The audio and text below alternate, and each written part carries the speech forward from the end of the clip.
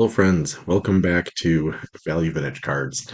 Um, I'm going to get this kicked off. This is gonna be a little bit of my Strongsville prep discussion, and also just a little bit of sharing. I had a friend message the other day about 1947 bond bread, and just looking at that kind of issue. So I'm not saying I'm an expert on this by any means.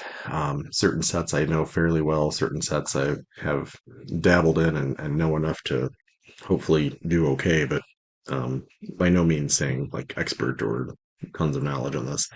But the 47 bond bread, so basically you've got the there's like these Jackie Robinson runs, it seems like in the mid late 40s there, 47, 48, there's always like sub issues that seem to be discovered and of more and more interest as people tend to uh, want to dive into that more than just having the Bowman and Tops issues and things like that. But the bond bread, the two main issues that you see are either the kind of what they call like bond bread exhibits. So they're a little more squared off, a little more postcard-ish, even though they're more or less traditional card size, give or take. And those are usually considered to be possibly like a later issue. I think those are the ones that you see um, as reprints and reproductions and counterfeits and all the really bad things. Um, so those, I feel like those are hard to value. Every so often you'll see those go for $100 or something in that realm, but sometimes they're going for a few bucks, nothing big. And then you get the 47 bond bread with the like beveled edge. And those, while they tend to go for fair prices, are still a pretty good value. Um, I believe PSA does not grade them anymore because of counterfeit and reproduction issues. And SGC, I think, still does. Let's look at the ones I have in front of me. They all seem to be legitimate, and I don't think there's any issues with them. In fact, they're all pretty gosh darn rough, but I guess if you're gonna fake them, you'd probably want to make them a little bit rough, right? Fake and perfect is what everyone calls out. I'm going to share what they look like if they're in the realm of, real authentic. So I only got three. This one I kind of put a bid in and said, it's got the tape damage to it, obviously, but other than that, it's a clean enough looking card, and I don't really mind cards with a story. So something like this, where the image is still, other than a little bit on his face there and a little bit on his feet, but most of the card is in actually really nice shape, except for the fact it's got that, and then the back uh, has a little bit of damage to it from probably being removed from wherever it was taped to. But I put a bid in on that when I saw it online, and I put a very conservative offer. And it was in auction, so it wasn't like it was an accepted offer. It was just simply, what I was willing to pay. And it went for somewhere in the realm of that. So I said, for cheap, for a damaged copy, just to have a TED would be super cool because that's that tough era where we're jumping out of pre-war, post-war era cards. So getting a Ted Williams was cool. The next one I think was from really probably the same collection. I think it was sold by the same seller at the time too. Um, I'm gonna turn this so that it looks right. But slab wise, it's 47 bond bread, still has the beveled edges. This one was taped into a scrapbook as well. Um, cool Stan image for sure. This would be considered a Musial rookie. Um, no tops for a long time. So Bowman would be what we would have thought of, what I would have thought of before I knew these things existed as a kid. Now you've got a million other Musial options. um, but that would be one of his rookies at least. So that can be considered a pretty big card. That can get into comma range pretty quickly.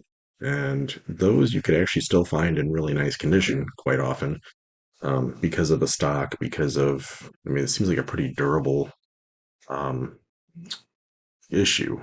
So these were supposedly issued in red. I feel like this is one when you start getting onto like Net 54 and just website discussions and things, there's always questions. Were they all issued that way? Were some issued as handouts? The square issue, I believe, were maybe vending machines, handed out as prizes. There's different ways that these things are distributed. So even if they're originally intended one way, sometimes they wind up in a different realm. And this is the other one. This is my cleanest one. It's a 2.5 Larry Barra. That's such a famous um, picture of Yogi. So that gets reused, and you'll see that nice portraitish image. The backs, if you look at different ones, sometimes they'll look a little more yellow, sometimes they'll look a little more kind of like pale white.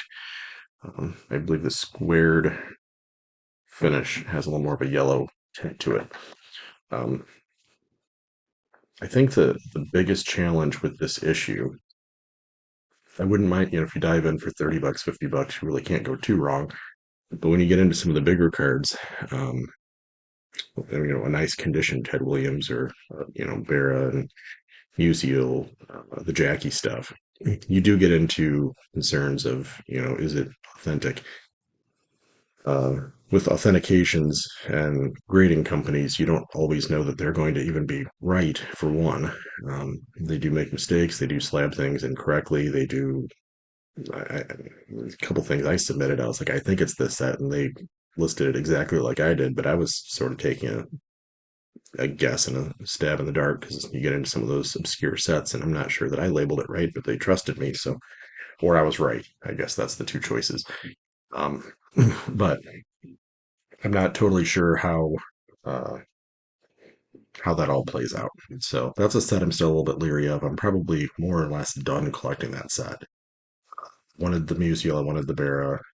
I really don't have a whole lot of interest in the squared off versions, other than, I mean, you still get the same cool image just for a lower dollar value. The history of it and the authentication of it is just a little bit tougher to track. So I'm less on board with that myself. But each their own. You find a good enough deal and you like the image, buy it, and it's I get it for the same price as a reprint, and who cares? So that's my 2 cents on some of the Von Bread stuff. I will be responding back to my friend via text, but wanted to share a little bit there just for the sake of looking at some cool cards. The other side of this video that I want to spend 5 minutes on is the idea of Strongsville. I've seen some folks saying, like, they're not sure if they're prepared or they've got a hit list or they've got different things. Last year was my first year there, so I've got all of 1 year experience of going to Strongsville, but I'm planning to go to, Philly and some of these other nice regional, enormous shows that are almost national level, and the national probably. And the one thing I'm realizing is the way I collect, I really can't walk into a show like that and have a whole lot of a hit list. I've got a hit list that's just like a running, I'd like to find these cards. Um, those are kind of my priority list, but if I walk into the show and find it, great. But so far it hasn't been at REA or on eBay or on Facebook or, Love of the Game or what did I miss? I mean, just there's everywhere I'm looking, these things don't pop up. So I'm not assuming I'm going to walk into Strongsville and see everything I'm looking for as an option. Um, People that are collecting kind of in those niches, if you put 4 or 5 cards on that list, you might walk in and find one. So it's good to have that list. But um, the people that are saying, I'm unprepared or my list is like anything cool, um, that's kind of a good place to be in because you get the advantage of just walking in and finding good deals. So it's nice to have some focus. It's nice to have a list, but it's also, don't think of it as like a disadvantage to walk in and say, like, what's the best deal? Because you might walk by.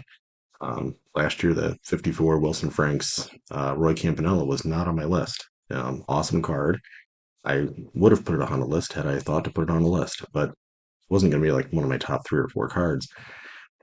Walking by a dealer's table, I see one sitting there ungraded, just kind of like smashed in the corner. And it was a little bit of a smashed card at that point. It was a rough condition card, but just looked down. I'm like, how much is that? And, it's like, I don't know, 275, I think. 250, get it done. Like, yeah, we can do that. Uh, Good golly, like that was. I was gonna guess he was gonna say, 500-600 bucks, and it was 250. So, um, can't complain when you find something like that. So what I'm excited for that I think is going to be neat is going to trade night.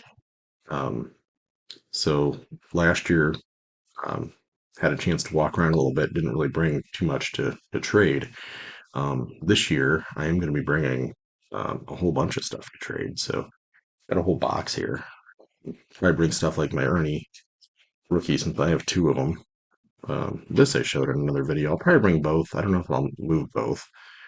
Depends, I guess, how much people want these. I don't need to. um, but those are fun. So 68 Venezuelans. Got one and a 1.5 and one and a 2. They're both pretty solid for a 68 Venezuelan. That one will keep separate. Maybe I'm gonna bring this. I mean, I'm not always trying to move Cracker Jacks, but if anyone's super interested and wants to pick up a Cracker Jack Comiskey, I'm open to discussing. Um, it's kind of the fun thing too, is the point I'm at in collecting. If I come back with all of these, that's not a bad show. Um, and if I come back with, half the box emptied out, that's fun too. So some of these things are just ones that I have multiples of. So I'm kind of the point where, I've got several Ricky Henderson rookie cards at this point. So if I can help somebody to find a copy they like, that's kind of a fun thing. A few of these, I know some people are looking at high grade only, so my collection probably isn't very exciting to them. Got stuff like that, and Andre Dawson rookie. I've got a lot of ungraded stuff too. Um, I'll bring Clemente. This one's interesting because the front is actually pretty nice and the back's got damage, so that'll be a cheaper card. 55 Jackie, 56 Jackie, 57 Mays, like all these things I'm not needing to trade, but willing to. So I'm excited to see what people bring for trade night. Um, and I know some people are just bringing cash for trade night and just want to walk around and you know treat our collections like dollar bins. I mean, I've got literally an entire box of some of them are just $1 and $2 and $5 kind of stuff. Um, but things that I think probably are going to be more appreciated by somebody other than myself at this point. So, really excited for Strongsville.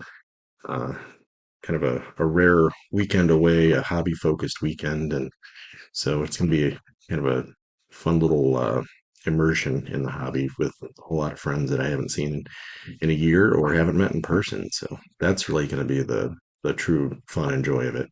I'm going to guess I'll come back with 3 or 4 cards, maybe trade for a couple, something like that, have a fun little story of where something came from. But most of it's just going to be getting to sit down and actually, grab lunch with somebody or walk the floor with somebody or, um, just talk shop, talk hobby. That's going to be a lot of fun. So, to my friends that I will see there, I'm excited. To the new friends I meet, definitely looking forward to the entire experience. So just go in with an open mind, see what's there. If it's on your list, awesome. If not, be shocked at what you find for great deals. You'll find your own 54 Wilson Franks Campanella this year, and be ready to jump at stuff like that. So, looking forward to it. I will, of course, have probably one more video before we head out for Strongsville, and then we'll see how that all goes. See y'all on the next video. Take care.